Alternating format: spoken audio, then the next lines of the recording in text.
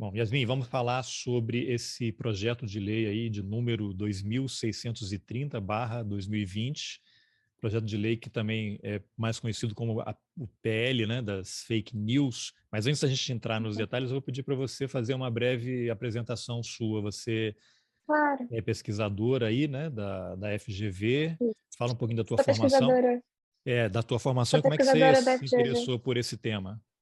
claro. Eu sou pesquisadora aqui no CTS, o Centro de Tecnologia e Sociedade da FGV Direito Rio, desde 2019.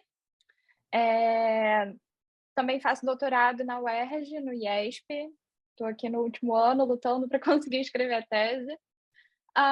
Eu trabalho com democracia digital pelo menos desde 2018. Eu comecei com esse tema assim que eu terminei minha dissertação de mestrado, que foi na PUC, em Ciências Sociais, sobre direito de mulheres, movimentos sociais online. Então, desde 2018, eu comecei a trabalhar na DAP, da FGV, no projeto de esfera pública digital, da Sala de Democracia Digital, cobrindo aí fake news e eleições. Aí, em 2019, vim para o CTS, convidada pelo professor Ivar Hartmann para trabalhar com ele no projeto de regulação de conteúdo online, regulação de plataformas, tentando entender aí o que está sendo projetado por essa regulação privada que as plataformas exercem com as atividades de moderação de conteúdo. E aí, estou desde então aqui no CTS tocando essa área de regulação de conteúdo online, agora também trabalhando com o professor Luca Belli. O professor Ivar Hartmann agora está no INSPER, e o professor Luca Belli agora é o coordenador do Centro de Tecnologia e Sociedade.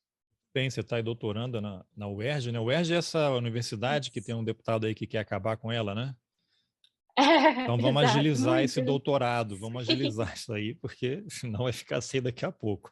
Mas vamos entrar aqui, esse projeto de lei 2630/2020, ele é relatado pelo deputado Orlando Silva, do PCdoB de São Paulo. Você podia fazer uma breve apresentação do que ele prevê? Quais pontos, na sua avaliação, são pontos Claro. positivos, negativos, o que não entrou e deveria ter entrado, e se ele atende às necessidades da sociedade brasileira?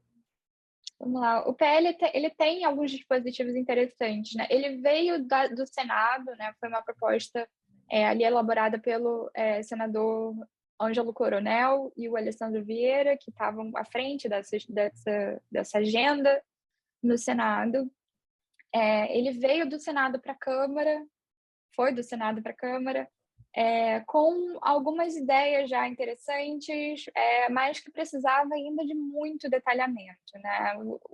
Fake news não é desinformação não é algo que a gente pode resolver somente na canetada. Eu acho que nem com a versão atual do PL, que já foi bastante melhorada pelo GT da Câmara, que contou com diversos especialistas da colisão de direitos na rede, o professor Ivar Hartmann também, e a Clara Keller, que puderam dar explicações e detalhamentos em diversos aspectos do PL. Muita coisa foi melhorada, mas ainda assim a desinformação, a liberdade de expressão na rede precisa, não dá para resolver tudo na base da caneta, né? Tem muita coisa a ser desenvolvida, sobretudo em termos de política pública, em termos de educação digital da população, que eu acho que também o PL poderia ter alguns mecanismos previstos para isso, É né? porque Ele tem tem que ali, combinar com as empresas, né, para ver se elas querem isso, não. Mas depois a gente exato, vai falar mais sobre isso. é. A gente tem ali, vamos lá, de dispositivos interessantes. Um dispositivo que fala explicitamente sobre a obrigação das plataformas de compartilharem dados para pesquisa, voltados para pesquisa acadêmica e jornalística. Isso é super interessante, super necessário para a gente conseguir caminhar para, por exemplo, pesquisas que trabalham com checagem de fatos, aprimorar esse tipo de pesquisa, e também para desvendar males que as redes sociais, como tem sido demonstrado por pesquisas ad hoc, pesquisas que trabalham com a própria ferramenta que foi desativada pelo Facebook, que era do Facebook, que é o CrowdTangle também, É que trabalha vou fazer com... um mental interrupting aqui, prometo que vai ser só esse, tal, que você Claro, mencionou isso.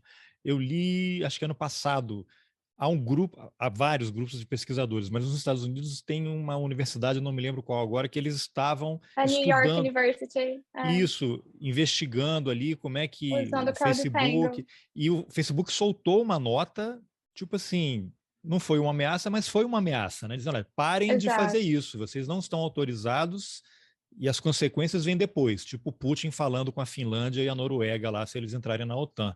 Né? Então Exato. é isso, tem uma ação da plataforma contra os pesquisadores. Isso vai se refletir, lógico, na negociação desse PL, né? A pesquisa, todas as pesquisas que tentam desvendar como que o modelo de negócios do Facebook, principalmente, funciona a partir de mecanismos de perfilhamento que afetam a atenção dos indivíduos na plataforma, que podem gerar vício, que podem gerar comportamentos predatórios, né, que são comportamentos predatórios por parte da plataforma, que impulsionam conteúdos ultrajantes, conteúdos que podem gerar danos à saúde mental dos usuários, tudo a partir dos dados residuais que a gente compartilha na plataforma, né? A partir de um traceamento, um Rastreamento. rastreamento do que das nossas atividades, né? Do conteúdo que a gente está minimamente interessado, ou de atividades também em outros sites, não somente na plataforma, eles também rastreiam isso. Então, essas pesquisas estavam desvendando exatamente esse tipo de conteúdo nocivo a partir dessa ferramenta do CrowdTangle, que é uma ferramenta que permite que os pesquisadores trabalhem com os dados da API do Facebook. É lógico que também teve o caso do Cambridge Analytica, também estava trabalhando com a API do Facebook, eles começaram a fechar mais a API também por causa do escândalo da Cambridge Só Analytica, né? repete que é API exatamente, para quem não é familiarizado com o É, assunto. Desculpa, é a Application Programming Interface, Que né? faz o quê? Essa interface do usuário com a plataforma, né? O contato do usuário com a plataforma. Tem aí o número de visualizações, o número de curtidas em determinados posts. Você consegue fazer um monitoramento de toda a atividade de determinados indivíduos, de determinados núcleos, grupos de indivíduos dentro de uma plataforma. Então, a investigação acadêmica ela é possibilitada a partir da API. Bom, não é à Então, por toa causa... que o Facebook e os outros estão nervosos, porque basicamente esse estudo vai acabar implodindo o modelo de negócios dele, porque eles foram criados Exato, para isso, né? exato.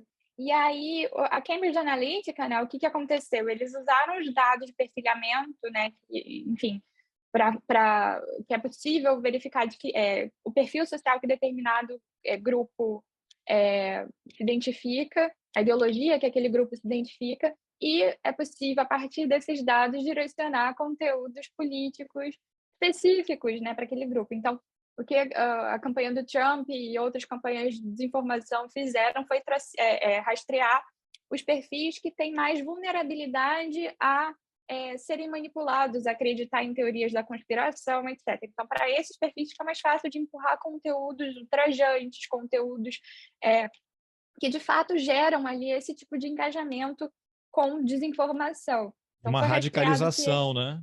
Exato. Então, o escândalo da Cambridge Analytica foi baseado nesse uso da API do Facebook. Desde então, eles começaram a restringir, mas também restringir para pesquisa. Então, a gente tem aí uma faca de dois legumes, que é difícil, né, de ter um meio termo, até mesmo para as plataformas. Eu entendo o Facebook ter fechado mais a API, mas, por outro lado, não seria necessário fechar a API de forma tão indiscriminada.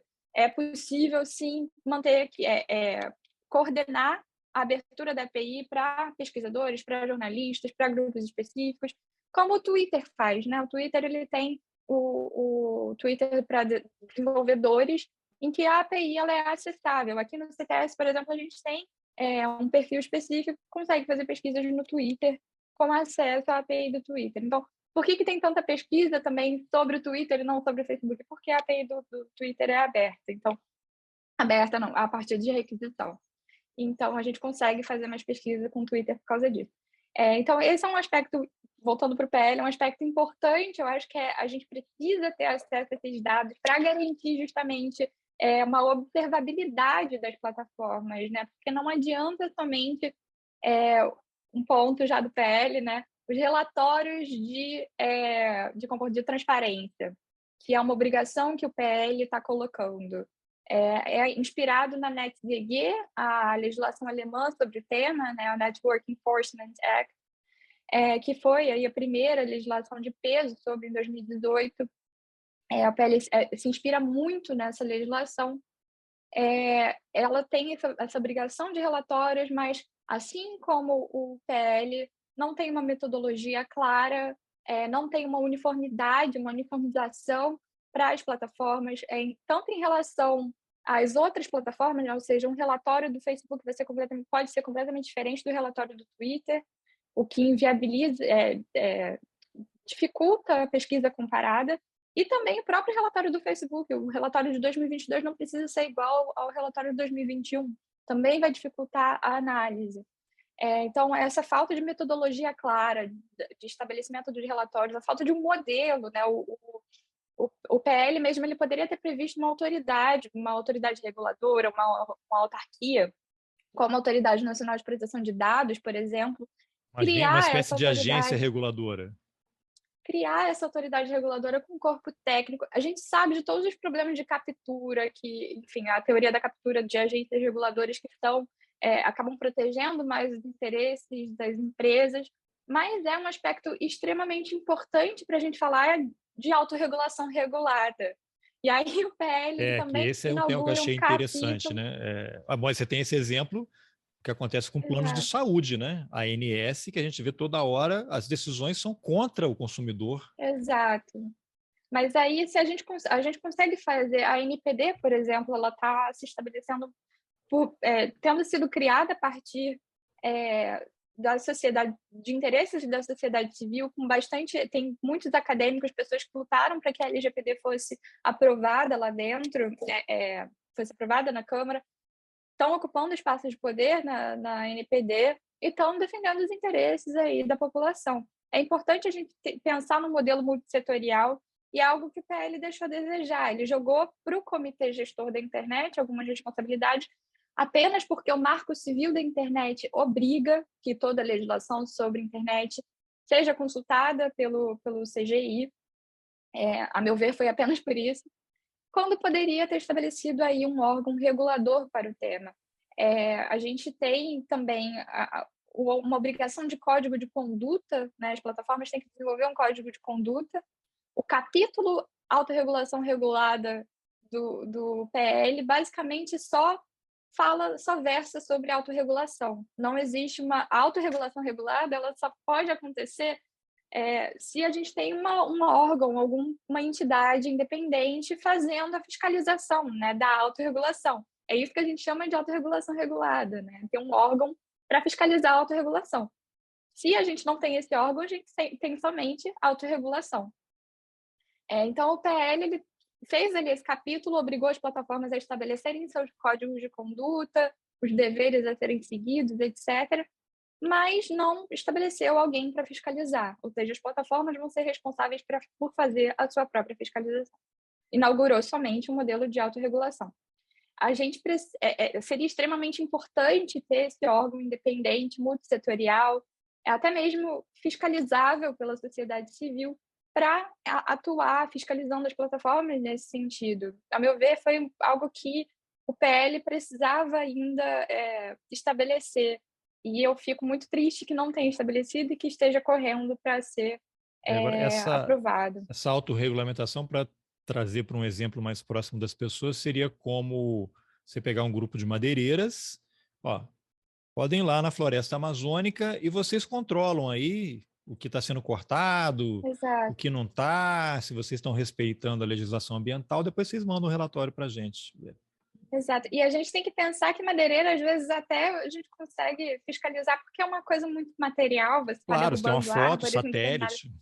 Agora, Facebook, Twitter, que trabalham com algoritmos, com questões que são extremamente técnicas, que as pessoas não têm conhecimento. Por exemplo, se eu tenho um post que é derrubado, eu consigo saber que aquele meu post foi derrubado por algum motivo. Eu vou abrir meu perfil e eu vou ver que meu post foi derrubado, não está mais lá. ou meu perfil está suspenso, é material que eu veja isso, né? Eu consigo aí depois recorrer, perguntar para a plataforma. Os deveres procedimentais estão bonitinhos no PL. Agora, se meu post perde visualização, se meu post perde engajamento e a plataforma não me notifica sobre isso, que não notifica, né? Eles colocam o chamado downranking, né? Essa possibilidade da plataforma organizar o feed como quer, impulsionar o conteúdo como quer, tudo por uma lógica de mercado, enfim, qualquer lógica que ela queira Tem a ver estabelecer com a ali, tal de... racionalizar. Tem a ver com invisibilização algorítmica? Não tem nada a ver. Exato, é isso, exatamente isso. Shadow banning, né, essas coisas de engajar conteúdos por questões bastante misteriosas, com critérios que os produtores de conteúdo não têm acesso com clareza, tanto no YouTube, acontece bastante enfim, em diversas plataformas, no Instagram também, ativistas vivem reclamando que o conteúdo não está engajando. Nada disso a gente tem como ter Eu vejo, por acesso à exemplo, informação no de fato. Twitter, você bota assim, faz um fio enorme com um monte de informação, link para reportagem de veículos sérios, conhecidos e nada. Aí você tem assim, uma pessoa que é famosa e ela coloca assim, acabei de voltar do mercado, estou chutando aqui. Aí 30 Aham, mil curtidas. sim. Não faz sentido, né? Sim, sim, pois é. E a falta de clareza, de critério, às vezes até pode fazer sentido se a pessoa tem uma relevância pública, né? Tem 1 milhão de seguidores, etc. E esse outro perfil tem ali 12 seguidores, né? Esse perfil mais informativo. Mas o problema todo não tem clareza de critério, não tem clareza do que a pessoa precisa fazer para que um conteúdo seja engajado e nem clareza de critério sobre quando um conteúdo, ou de critério ou uma notificação, quando o conteúdo está sendo desengajado ou dá uma ranqueada por qualquer motivo. Ativistas, por exemplo, de body positive, né? Esse movimento pró-corpos gordos e etc., contra corpos padrões. Muitos vivem reclamando que o Instagram não está impulsionando o conteúdo, ou até mesmo às vezes até filtra o conteúdo que é postado, porque não está ali dentro da lógica algorítmica recomendar corpos que não estão dentro de um padrão, não estão dentro daquela base de dados que a IA está autorizada, tá alimentada ali, tá construída para impulsionar.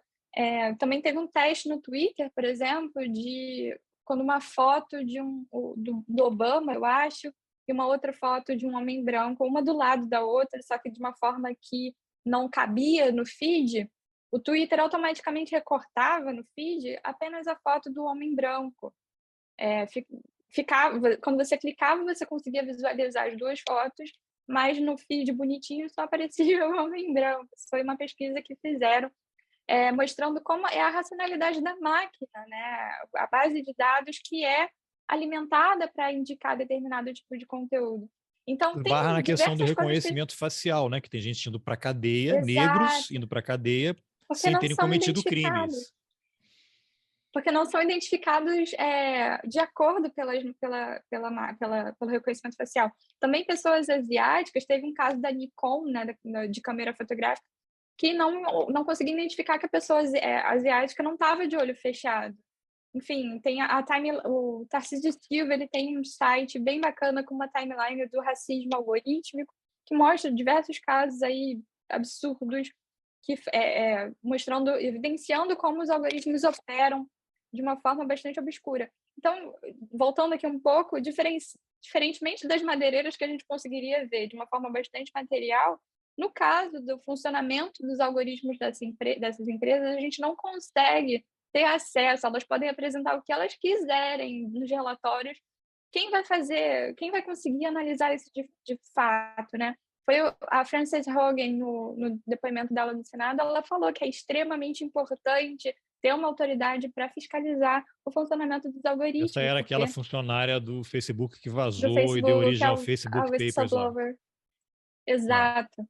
Ela recomendou fortemente que fosse instituída uma instituição para fazer o controle e a regulação dos algoritmos, o funcionamento dos algoritmos das plataformas, E sem isso, sem um corpo técnico especializado olhando, investigando, fazendo auditoria sobre esses algoritmos, a gente está frito, não tem como a sociedade civil ficar sabendo. É muito difícil mesmo fazer pesquisa e ter abertura, conseguir acesso ao que eles... Porque tudo é protegido pelo segredo comercial, né? Então, a gente precisa enfrentar isso a partir de legislação. As plataformas não vão abrir isso voluntariamente. Aí eu te pergunto, uma pergunta muito simples e fácil para você responder. Como regular um serviço que foi pensado e projetado para não ser regulado? Outro dia eu vi um comentário interessante, não é que as empresas não querem regulação, elas não apenas querem a regulação, como elas querem estar na sala em que isso vai estar sendo discutido, entregando a lei que A será regulação para ser aprovada, feita. né? Basicamente é isso historicamente, né? Não é nenhuma novidade, o lobby está aí para isso, né? Agora, qual é o poder, por exemplo, de um parlamento, aí no caso do Brasil, em relação ao SPL, mas isso acontece no mundo inteiro, e nos Estados Unidos você viu que na campanha eleitoral passada para presidente, todas as big techs estavam financiando o Biden. Né? Você Com pega lá as certeza. doações, estava todo mundo com o Biden, porque o Trump Elas já são não era interessante. plutocratas. Não, Elas já são não era plutocratas interessante. clássicas. Agora, como é que você vai dar iniciativa? Vai apresentar um projeto que vai regular o cara que te colocou lá para não regulá-lo. Como é que a gente lida com esse dilema?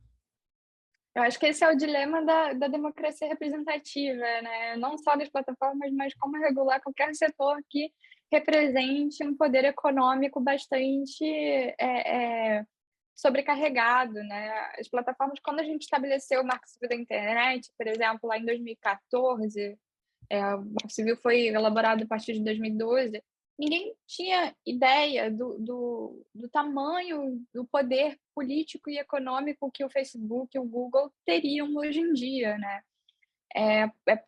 Tinha algumas pistas ali, em 2009, 2008, o Google teve o boom, né, a partir do superávit comportamental que eles conseguiram com o modelo de anúncios, e o Facebook seguiu por esse mesmo caminho, mas em 2012, quando estavam elaborando o Marco Civil da Internet, ninguém tinha ideia aqui. Então, a gente tem o artigo 19, né, que é o nosso a nossa safe harbor para as plataformas, né, o nosso porto seguro para as plataformas não serem responsabilizadas, a não ser por não retirar determinado tipo de conteúdo, a não ser que tenha uma ordem judicial específica para aquele conteúdo Em ser geral, eles já retirado, não né? cumprem, né? Porque tem um exemplo Exato.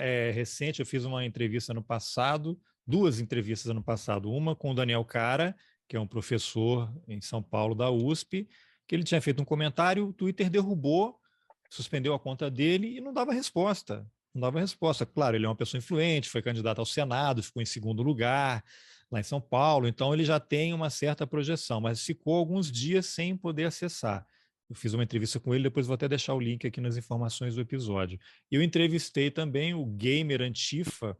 Esse é um caso incrível, porque ele criticou um streamer, um gamer, e que o cara tinha feito uma divulgação equivocada do MTST, e aí houve um ataque maciço à conta do Gamer Antifa, e o Twitter derrubou a conta dele. Até hoje, tem Sim. meses e meses, já teve audiência, o juiz determinou que a conta fosse reativada e até hoje não foi reativado. Como é que você Uhum. lida com isso? Sim. Na minha pesquisa de doutorado, eu entrevistei a Lula Aronovitch, né, do blog Sim, Escreva Lola excelente. Escreva. E ela também está bloqueada do YouTube porque fizeram uma denúncia massiva da conta dela e ela não conseguiu contato com o Google, não consegue que o Google restabeleça. Enfim, tem diversas questões de ativistas que têm suas atividades afetadas diretamente por essa censura privada das plataformas, que não tem nenhum critério, não tem esse dever de devido processo legal, não é estabelecido de acordo. Então, o PL ele tem avançado um pouco o Marco Civil nesse sentido, tentando garantir para os usuários aí um direito de apelação, a necessidade das plataformas justificarem as decisões, estabelecimento de mecanismos de revisão de decisões e um canal, né, da plataforma diretamente com o usuário. Mas também não tem um prazo claro para isso, para que essas medidas sejam tanto para que as medidas sejam implementadas e para que esse devido processo aconteça. Também aí é um caso muito interessante de como a legislação ela pode ter uma má técnica, talvez até intencional, deixando as plataformas estabelecerem como quiserem. Então, se elas afirmarem que estão trabalhando no desenvolvimento desses canais de comunicação com usuários, que vão definir critérios para o devido processo acontecer, teoricamente estão seguindo a legislação indicada, quando a legislação poderia estar, pelo menos, definindo os prazos, definindo normas procedimentais adequadas, né? Então, o Marco Civil da Internet, quando ele foi elaborado, ele não tinha capacidade de prever que as plataformas iriam se tornar esse grande conglomerado com poder político absurdo e imprescindível. A gente precisa repensar, né?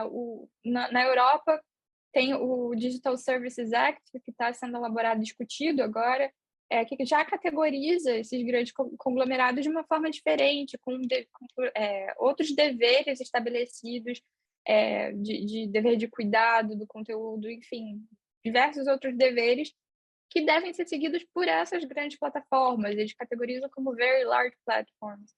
E a regulação chinesa também, né? Lógico que a China é um caso à parte, porque tem um governo bastante centralizado, que está aí com uma regulamentação sobre o funcionamento dos algoritmos bastante pesada. Mas eu acho também que a gente tem caminhado, sobretudo, a partir da proteção de dados.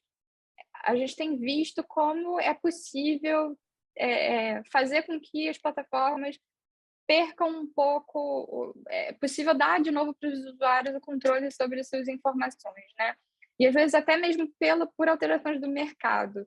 Por exemplo, a Apple, quando estabeleceu no sistema do iOS 15, se eu não me engano, a possibilidade do usuário não ser rastreado por aplicativos, suas atividades não serem rastreadas, o Facebook perdeu aí 10 bilhões de dólares em um ano por causa dessa mudança. Então, é possível também ir ajustando via legislação que o consentimento dos usuários seja necessário para qualquer tipo de atividade de É rastreamento curioso de porque dados. ele bloqueou o Facebook perdeu, mas a Apple continua minerando, né? Porque toda vez que alguém clica ali, não, eu não quero compartilhar, não quero, a Apple, opa, esse aqui não quer, vamos minerar e ele está ganhando do outro lado. Na verdade, Sim, é uma briga comercial porque é ele uma está tirando competição de dinheiro do outro, mercado, né? com Não é porque certeza. a Apple é boazinha, né? Imagina. Não, com certeza não é. É totalmente uma disputa de mercado. Agora, Yasmin, Mas conclua aí.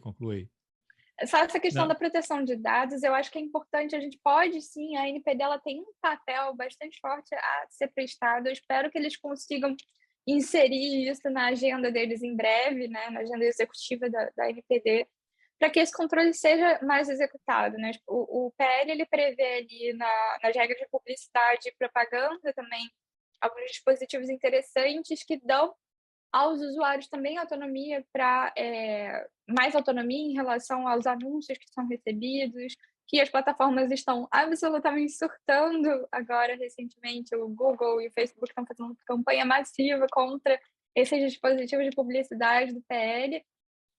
O mas PL em nenhum momento o está que ele diz proibindo. exatamente? Ele restringe? Então, algumas legislações que estão sendo pensadas na União Europeia proíbem, tem buscado proibir o perfilhamento para microdirecionamento, né, de anúncios, caracterizando como uma prática bastante nociva de uso de dados sem consentimento e sem base legal, sem uma base legal que justifique esse tipo de atividade das plataformas. O PL, em nenhum momento, ele está proibindo o perfilhamento, né? Ele está simplesmente colocando dando mais poder para que o usuário possa decidir se ele quer ser perfilhado ou não. Então, ele tem ali uma obrigação de, por exemplo, as plataformas inserirem na interface delas prompts, né? Um avisozinho de que o dado vai ser coletado para isso e isso. Então, mas, de qualquer forma, isso já pesa né? Já é algo, uma alteração que elas vão ter que fazer, que elas sabem que, no fundo, pode ter um tiro na culatra de implementar isso, e os usuários optarem por não compartilharem os dados, e a partir disso elas vão perder o dinheiro de Mas aí anúncios, não né? Que é pode o ser principal. tipo uma pegadinha, por exemplo, porque eu vejo assim, você entra em qualquer site, aparece agora, acho que foi alguma legislação que determinou isso, abre uma janelinha ali sobre cookies. Se eu Uhum. aceito ou não. E aí eu já tive curiosidade de entrar em alguns, principalmente dos sites de mídia, né, de jornais. E eu já comentei algumas vezes, quando você começa a ler aquilo ali, gente, o Globo, o G1, o UOL, esse pessoal tinha que me pagar para ler o site deles, porque ali você, quando Sim, dá o ok, você não vê, mas é quando você vai olhar, você está entregando a alma na mão deles. Eles podem fazer o que exato. quiser e É uma se bobear, bula, eles estão é dentro uma da tua bula. máquina capturando tudo, contato, você compartilha foto, então você não sabe o que É, eles estão fazendo e eles estão ganhando dinheiro. E aí, assim, não sou eu que tenho que pagar uma assinatura, eu tenho que ler de graça e eles têm que me mandar um dinheiro todo mês por eu estar ali tendo aceitado compartilhar minhas informações. E dependendo do site, se você não aceita, ele te manda embora, você não consegue entrar, não navega. Quer dizer, exato. É uma burla que eles estão colocando, né? Esse tipo de cookie, que a gente chama de dark patterns, né? Padrões obscuros, que não deixam, não dão clareza para os usuários do que está sendo coletado, ou enfim, informam de uma forma, fala só, vou conseguem construir compartilhar com ali. terceiros, mas quem são esses É. terceiros? Ou então eles colocam, né? Até compartilhei com um amigo meu recentemente, de uma forma bastante contra-intuitiva, para você clicar de uma forma para, por exemplo, concordo, verde, ali brilhando, com uma notinha muito pequenininha de que eles estão protegendo os seus dados pessoais, e você vê ali o concordo logo do lado, sendo que o concordo é referente a todas as opções de compartilhamento dos dados, né? Então, eles estão usando esses padrões obscuros de design para enganar os usuários a aceitarem determinados tipos de cookies que não são necessários. E eles estão burlando a LGPD a partir disso, porque a coleta de dados ela tem que se dar a partir do princípio da necessidade do uso daquele dado para a finalidade que é estabelecida pelo site. A ANPD precisa fiscalizar isso de uma forma mais atenta, a Secretaria Nacional do Consumidor também, dentro do Ministério da Justiça, precisam, e o Procon também, precisam ter um olhar mais atento para esse tipo de comportamento e começar a punir, de fato, as empresas que não se adequam à LGPD como é necessário. É, é importante, né, esse tipo de movimento. É uma coisa muito fácil de se comparar, se olhar, por exemplo, para sites da União Europeia. Você tem ali o acesso aos cookies de uma forma bem, bem clean, né? Você consegue ver com clareza, não tem esses botões brilhosos nem nada do tipo. E é importante que os sites se adequem. Eu acho que essas multas vão chegar em algum momento. A NPD é uma instituição que tem se mostrado bastante séria e que, enfim, está aí para proteger a sociedade civil e implementar a LGPD, LGPD né? de fato. Que é Lei É, a Geral Lei de Geral de Proteção Proteção de de Dados. Dados. Tá. Exato. Que tem a possibilidade de contar com essa Autoridade Nacional de Proteção de Dados, que foi instituída no finalzinho de 2020, né? É uma instituição nova e que está ainda, né, tentando engajar a legislação na sociedade civil. Vai demandar um tempinho, mas eu acho que vai pegar e a gente vai conseguir ver esses sites aí mudando. Muitas pessoas não sabem como se adequar ainda à LGPD, né? Ou então é, contratam equipes jurídicas que não estão tão preparadas, assim, dificultam o acesso dos usuários à execução das leis, do usuário ao acesso aos dados. Então, tudo isso precisa ser modificado com bastante urgência. As multas vão chegar, uma hora vão chegar. Mas tudo isso, esse tipo de atividade perniciosa é proibido pela legislação. Não tem por que essa coleta acontecer se não tem necessidade. E é isso, eu acho que também a Tem LGPD ela necessidade pode. para a gente, né? Porque para eles é todo o modelo de negócios, Exato, né? exato. E eu acho que a NPD ela precisa também cair em cima dessas plataformas. É algo que eu realmente espero que eles coloquem na agenda executiva esse tipo de fiscalização do uso de dados pessoais. É algo que realmente também o PL poderia estar dialogando um pouco mais, indicando os dispositivos da LGPD, porque eu acho que o PL, quando ele estava sendo muito comentado, foi logo quando a LGPD estava sendo aprovada, né, 2020, que aconteceu tudo isso. Então, está tudo muito recente, as duas legislações poderiam estar conversando melhor, harmonizadas, e também é outra coisa que o PL deixou a desejar, o PL 2630. Agora, isso que você falou aí tem a ver com um trechinho que eu tirei da nota técnica que vocês produziram aí, você me mandou, que é o seguinte, aí abre aspas. Enquanto atores privados, plataformas digitais assumiram a função de intermediárias da comunicação pública, protegidas pelo artigo 19 do Marco Civil da Internet, de responsabilização sobre o conteúdo veiculado por meio dela criado por terceiros, elas têm a capacidade de decidir que tipo de conteúdo poderá ser postado, mantido no ar e recomendado ou impulsionado para seus usuários através da atividade de moderação de conteúdo. Essa decisão é feita com base em seus termos de uso e diretrizes de comunidade, o que faz com que essas plataformas sejam entidades autorreguladas, né? De novo, voltamos àquela questão da autorregulamentação. Essa questão aqui, não sei se eu entendi bem, queria que você esclarecesse. Por esse artigo 19 do Marco Civil, meio que deram, vocês resolvam aí, vocês vão se autorregular, vocês têm a responsabilidade enquanto estão aqui no espaço público, vocês são uma empresa privada, mas o espaço é público, está todo mundo opinando. Então tem uma confusão, não sei se já começa daí, que fica essa confusão. Afinal, qual é o limite entre o público e o privado? Onde é que o privado pode decidir e o público pode reagir? E aí, quando você vê que eles não respeitam nem decisão judicial em relação à postagem e tal, eu não sei se esse artigo aqui pode ter sido uma origem de algum tipo de ruído aí nessa comunicação e nessa dificuldade de entendimento do papel de cada um. Uhum. O artigo 19, como eu estava falando, ele veio nesse contexto de início dos aplicativos, né? De início da entrada da sociedade nessa internet mais democratizada, né? Nessa Outro possibilidade de você mundo, ter né? Outro outro mundo. mundo.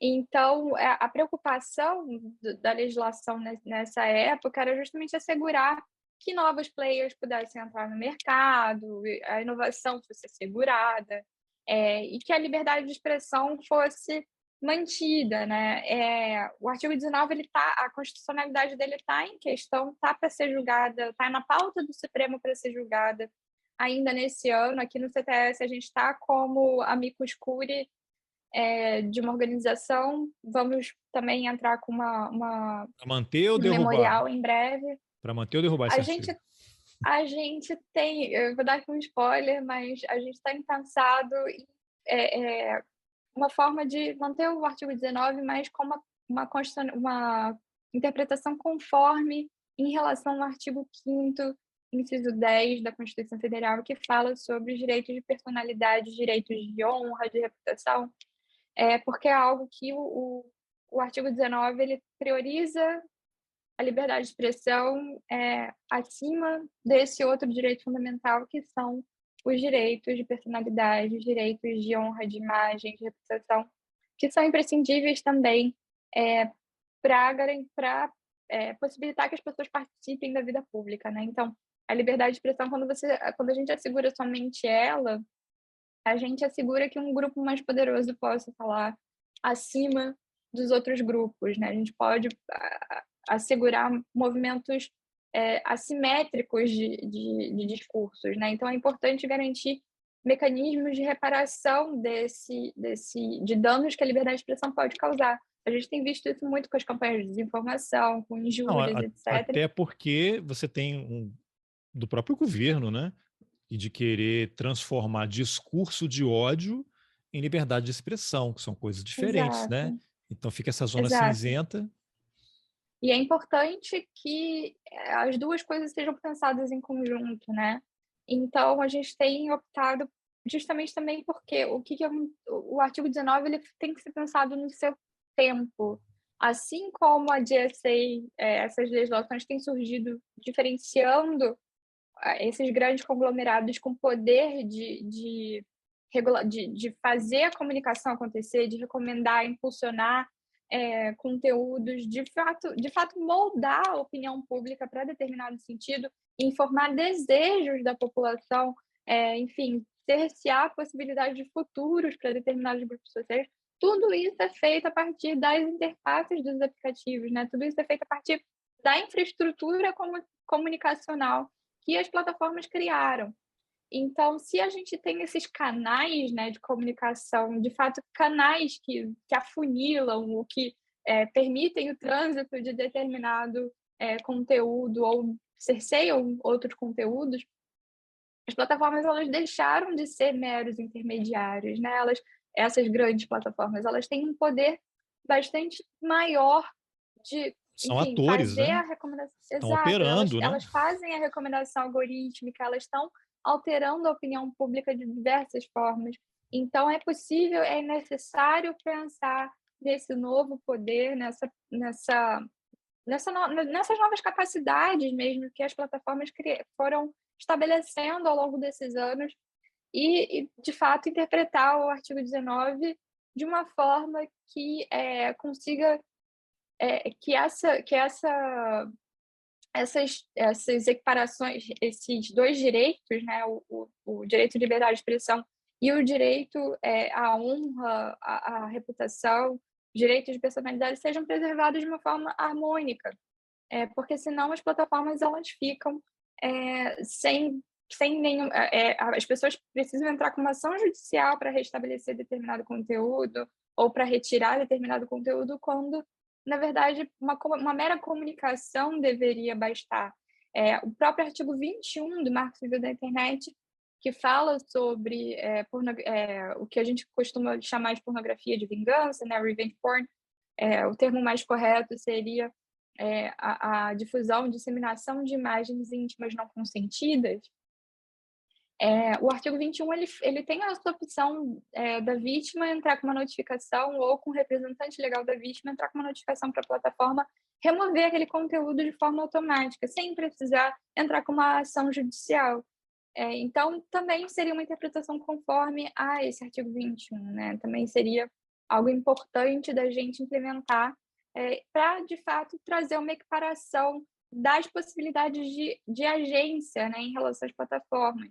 Para que as pessoas consigam efetivar direitos, né? Tendo em vista que tem assimetrias muito grandes, tanto em relação a esses grupos, né, que têm ações coordenadas, que estão mais presentes nas redes, quanto também em relação às plataformas e os usuários, né? Então, é importante a gente tentar trazer uma equiparação dos usuários em relação às plataformas e dos usuários em relação a eles mesmos, né? Então eu acho que é um caminho importante.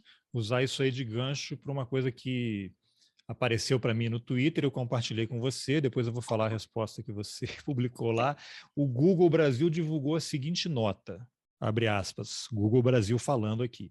O PL 2630 pode tornar nossas plataformas menos seguras ao obrigarem a divulgação de informações estratégicas que poderiam ser usadas por pessoas mal intencionadas. Em seu atual texto, o PL 2630 impõe uma série de obrigações que deixariam as ferramentas de busca menos seguras para todos e mais suscetíveis a abusos e fraudes. O projeto de lei exige que sejam divulgadas informações minuciosas sobre como nossos sistemas funcionam, entre elas detalhes sobre a base de treinamento de sistemas e métodos usados para melhorar nossos serviços. Olha o eufemismo para falar de algoritmos do mal, né? Monitorar violações e tomar medidas de fiscalização, o que prejudicaria significativamente nossa capacidade de combater abusos e spam e proteger nossos usuários de golpes. Vou repetir essa parte final, porque eu acho que ela tem muitos problemas. O projeto de lei exige que sejam divulgadas informações minuciosas sobre como nossos sistemas funcionam, entre elas detalhes sobre a base de treinamento de sistemas e métodos usados para melhorar nossos serviços. O que significa E ele melhorar está nossos serviços, né? falando Aí, especificamente contra os relatórios, exato, as obrigações de monitorar relatórios. violações e tomar medidas de fiscalização, que prejudicaria significativamente nossa capacidade de combater abusos de spam e proteger nossos usuários de golpes. E aí você me respondeu, que foi um tweet, né? Você respondeu, completamente surreal e uma verdadeira chuva de desinformação. Eu diria que seria um tsunami. Agora eu pergunto, de que forma saber como as redes monitoram violações e tomam medidas de fiscalização poderia ser prejudicial ao combate de abusos de spam e comprometeria a capacidade de proteger os Olha, usuários de golpes? Isso aí, pelo que eu me lembro, Carlos, isso tudo que eles se... sinceramente, Não, é só para finalizar aqui, essa ó. nota, além de mal escrita, é completamente Uma chuva de desinformação, esquizofrênica. porque aí eu me lembro, isso que eles estão dizendo aqui foi tudo que eles não fizeram, por exemplo, na invasão do Capitólio nos Estados Unidos em janeiro do ano passado, quando grupos supremacistas estavam há 4 anos articulando isso nas redes, e eles sabiam, estavam lendo, deixaram acontecer. Né? Então, eu queria que você pegasse essa chuva de desinformação, vamos separar as gotas, as pílulas, drops, as pílulas Com de certeza. desinformação. Vamos lá, ele está falando basicamente que os deveres de transparência de publicação dos relatórios do Google fragilizaria o sistema deles, a operação deles. Eu não vejo como isso poderia acontecer na prática. Fica até difícil fazer um argumento contrário, porque é tão absurdo. O que a gente viu, na verdade, com a obrigação de relatório de transparência na NetzDG, né, que é a legislação alemã que eu mencionei mais cedo, a professora Amelie Hert do RIG, ela era do RIG, não sei se ela está lá ainda, da Humboldt Universität, ela fez um estudo sobre a NetzDG, observando ali que a obrigação de relatórios, na verdade, fracassou, porque as plataformas não elaboram os relatórios de forma adequada, essa questão da metodologia dos relatórios, etc., que o PL também pecou em não estabelecer. As plataformas conseguem fazer o relatório como elas quiserem. Então, é tão ruim esse argumento do Google, porque de fato é um dispositivo É um escárnio triste do essa nota, né? É PL. um escárnio, um tapa na cara da gente. E é um dispositivo que não está bem feito do PL. Então, a gente já tem um dispositivo ruim e uma empresa que está querendo atacar até mesmo esse dispositivo ruim. É um dispositivo não ruim, mas um dispositivo que poderia ser melhorado, ser Não, o que eles querem é aprimorado. piorar. Vamos piorar esse negócio. Exato. Então, não tem que ter nem obrigação de relatório, né? Não pode ter obrigação de transparência sobre a operação, as operações de algoritmos que a plataforma está realizando. Eles tentam usar muito esse argumento do segredo comercial para qualquer coisa. E essa é uma batalha regulatória que vem com qualquer coisa que se mostra inovadora, etc. Não, eu acho que eles têm Qualquer razão em tipo de tentar regulação. defender o segredo comercial, porque se descobrirem, vai todo mundo preso, né? Então, a regulação, ela sempre precisa. Por que a gente tem um Estado, né? Para proteger a população de abusos econômicos. Então, quando a gente teve a questão do tabaco, né? Enfim, a necessidade de se regular substâncias químicas, tudo isso vem a partir da proteção, da necessidade de se proteger a sociedade de interesses econômicos, né? Que podem prejudicar, gerar malefícios que são, enfim, que vão acontecer, né? Então, a regulação ela precisa travar uma batalha contra esse tipo de iniciativa privada que pode gerar danos incomensuráveis para a população. A gente vê o papel predominante que as plataformas exercem, tanto não só para as eleições, não só fragilizando as instituições democráticas, mas na vida cotidiana, né? Danos para a imagem para meu Deus, Autoestima. fugiu a palavra agora, para a autoestima de crianças e adolescentes.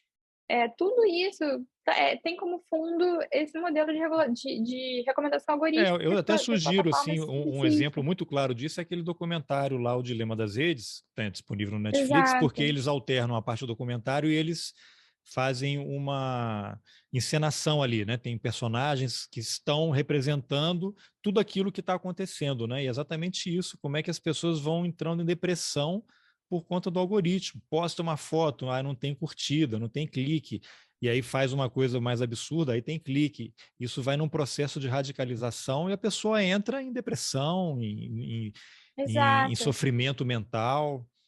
E as coisas que são recomendadas, né? O meu Instagram, por exemplo, eu abro ele, ele parece uma feira, porque são produtos, são serviços, são pessoas lindas, são viagens, são coisas que a gente não consegue ter no dia a dia, e o desejo vem, né? Essa coisa Não consegue comprar um quilo a de tentativa do cenoura? Imagina. exato, o capitalismo de vigilância, ele tem isso como esse cerceamento das possibilidades de futuro mesmo, eu acho que é o principal aspecto dele, porque todo mundo, se você abre o feed, tá todo mundo, até mesmo os filtros do Instagram mostram todo mundo com o mesmo rosto.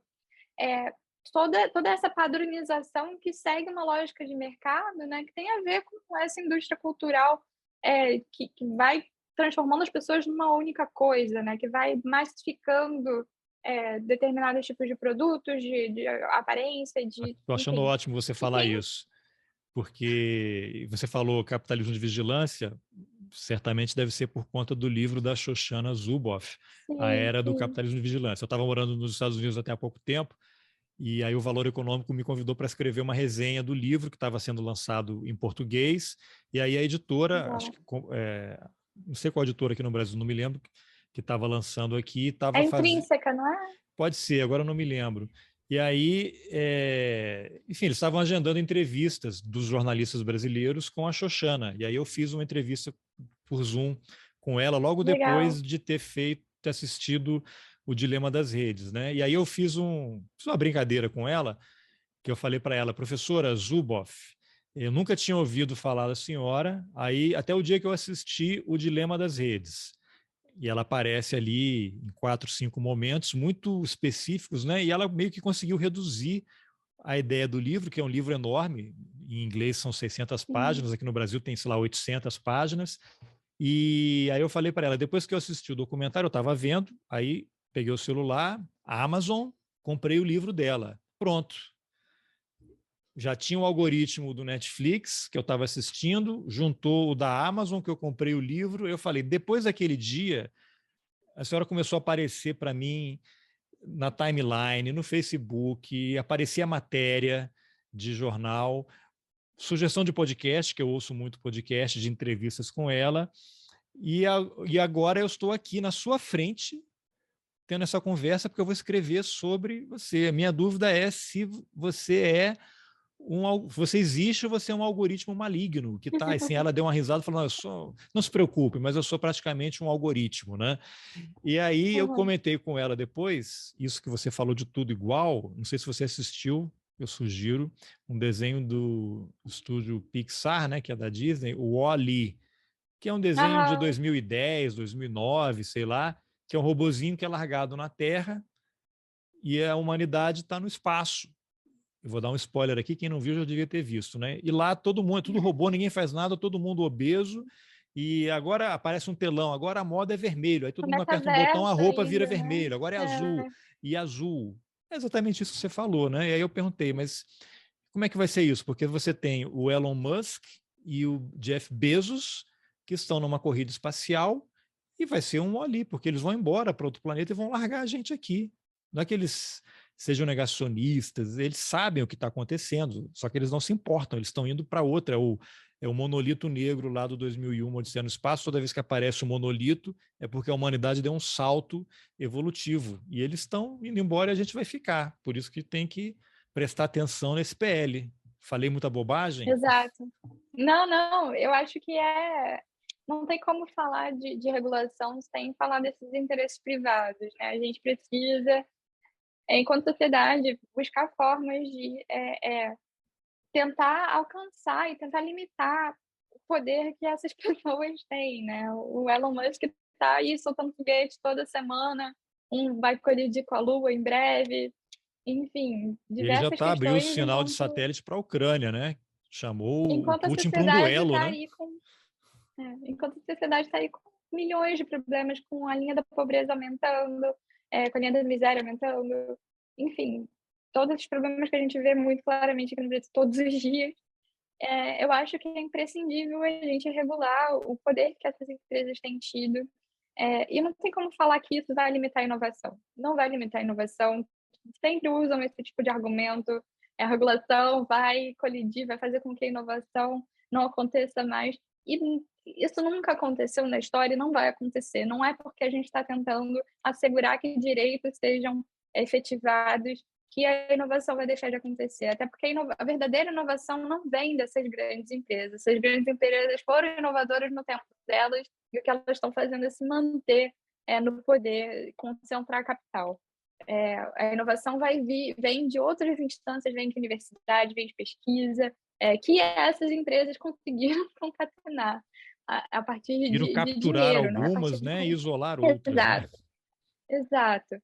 É algo que o Mark Zuckerberg fez e está sendo processado pela instituição reguladora de corrupção, né, FTC, dos Estados Unidos, né? E está sendo punido agora por isso, porque ele comprou o WhatsApp, comprou o Instagram sem autorização legal, né? Com práticas bastante maliciosas, chamando pessoas para trabalhar antes de outras empresas que ele não conseguiu recrutar, que ele não conseguiu comprar, e logo depois que absorveu o know-how dessas empresas, mandava essas pessoas embora, né? Isso tudo também está Aliás, relatado a muito professora Zub, detalhadamente no livro da Shoshana.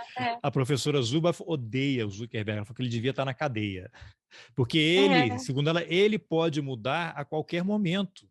Basta ele querer, mudou o algoritmo. Fulano, vai cá e muda o algoritmo, né? Até outro dia eu vi uma matéria do New York Times que eu achei também um absurdo assim que o repórter falou, porque agora a guerra, a invasão da Ucrânia pela Rússia é uma oportunidade para as big techs, essas plataformas, fazerem o bem, assim como fizeram na época da Primavera Árabe. Mas como assim? A guerra é uma oportunidade para fazerem o bem? Não precisa de uma guerra para mudar um algoritmo, né? Eles estão fazendo isso porque é o modelo de negócios, é uma coisa deliberada. Eu falei, New York Times, vamos, né? Você já foi menos ingênuo, é. né? E essa coisa do Facebook, enfim, limitar comunicações, esse tipo de boicote que tem acontecido, é ruim também, né? Porque eles estão deixando a população de lado, eles estão bloqueando as comunicações, porque, enfim, para boicotar o governo russo, etc.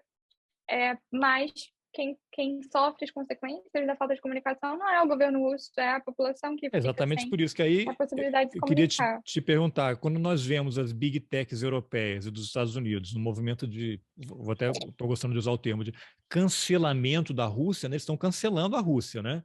Derrubando Twitter, Facebook, Google, YouTube, Visa, Mastercard, código SWIFT. Aí a gente está entrando numa nova era aí do capitalismo, uma nova fase, né, em que as empresas não estão mais satisfeitas em fazer apenas lobby, mas começam elas a decidir o que pode e o que não pode. Eu sei que esse movimento não é só da cabeça delas, né? É uma coisa, Exato. situação de guerra, o Estado, né? Os países estão pressionando também. E aí até foi o Twitter, né? Que virou uma coisa engraçada, né? Que o Twitter a OTAN queria que o Twitter saísse da Rússia e a Rússia queria que o Twitter também saísse da Rússia e ficou uma coisa maluca que ninguém entende nada, né? É... Sim. Agora, isso tudo é uma articulação, empresas com os governos que estão num jogo de poder ali e uma financia o outro e tal. Aí eu queria saber qual vai ser o resultado disso, né? É lógico que eu acho que é a primeira vez que acontece, né, uma guerra em que você tem esse tipo de reação por causa do avanço tecnológico. Não sei se você já fez alguma reflexão. Qual vai ser a consequência disso? E até para a gente avançar em relação, por exemplo, teremos estados plataforma, que na China você já tem. A China, de certa forma, ela se blindou disso, porque se ela tivesse numa situação como a Rússia está, ela talvez não estivesse sofrendo tanto, porque ela tem a versão dela do Facebook, ela tem a versão dela do Exato. Google, do YouTube, ela tem outros mecanismos e ela derruba quando quiser e ela controla o acesso da população. Eu tive uma vez em Xangai e ali você tem câmera em tudo quanto é lugar os caras te identificam, né? Você está passando na rua, eles acham qualquer pessoa em qualquer lugar, isso está sendo usado aí por conta da pandemia, né? Então, e tudo no celular, você não tem o sinal verde no celular, você não passa. Você vai para casa, você não entra no trem, não entra no metrô. Então, isso vai avançar para uma espécie de Estado plataforma, e como é que vai ser essa conexão com o setor privado?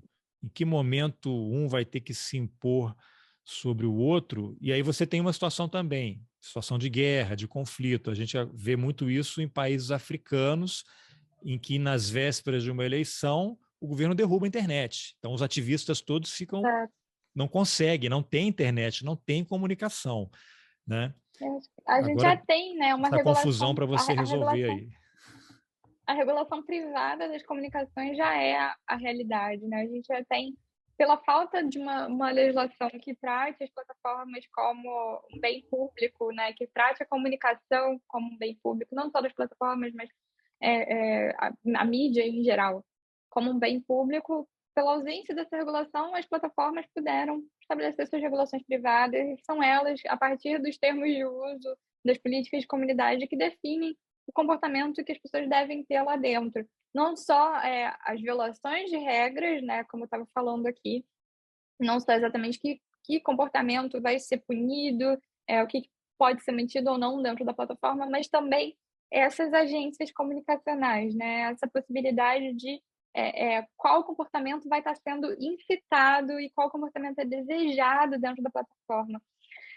Então, eu acho que sim, a gente já tem aí um superestado platafórmico, e que a gente deveria estar olhando para isso com mais atenção, tentando assegurar que as plataformas tenham um dever de pluralismo maior, né, mais efetivo. Eu digo isso, é importante, né, a gente ter em mente como que as plataformas, às vezes, por mecanismos de nudge, né, de pequenos incentivos, elas estão fomentando comportamentos bastante perniciosos. Se no Twitter, por exemplo, como o Twitter, inclusive o Twitter tem buscado implementar isso para evitar comportamento nocivo, se ele tivesse ali um promptzinho que aparecesse na tela toda vez que alguém estiver fazendo um comentário que pode ser negativo, né? Ele está querendo implementar isso, está fazendo estudos para ver como faz isso em português também. As pessoas talvez pensassem duas vezes antes de postar um comentário nocivo, né? Talvez não todas, porque todas as pessoas, enfim, têm ideologias que são bastante obtusas, mas algumas talvez repensassem, algumas talvez mudassem de comportamento.